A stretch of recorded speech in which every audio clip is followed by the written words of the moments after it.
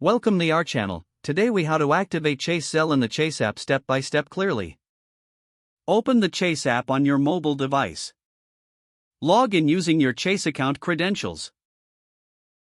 From the home screen, locate the menu icon in the top left corner and tap on it.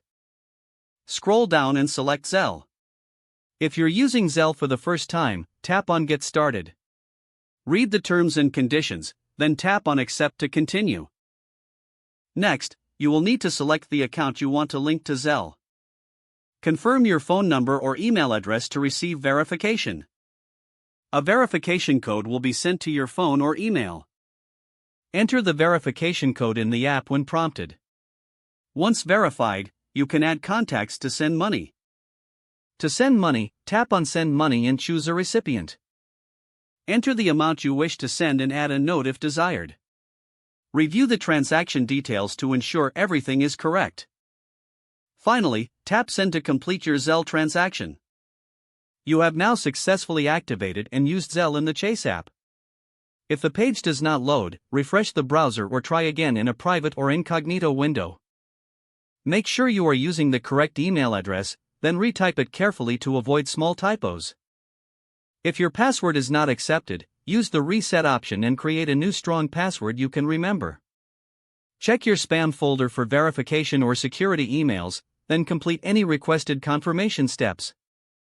Enable two-factor authentication if available to improve account security and reduce unauthorized access risk. After signing in, review your profile details so your contact information and settings are accurate and current.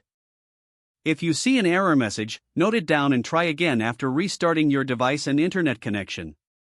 Log out when you finish, especially on shared devices, to keep your account and payment information secure. If the page does not load, refresh the browser or try again in a private or incognito window. Make sure you are using the correct email address, then retype it carefully to avoid small typos. If your password is not accepted, use the reset option and create a new strong password you can remember. Check your spam folder for verification or security emails, then complete any requested confirmation steps. Enable two-factor authentication if available to improve account security and reduce unauthorized access risk. After signing in, review your profile details so your contact information and settings are accurate and current. Don't forget to like this video and subscribe to our channel for more step-by-step tech guides.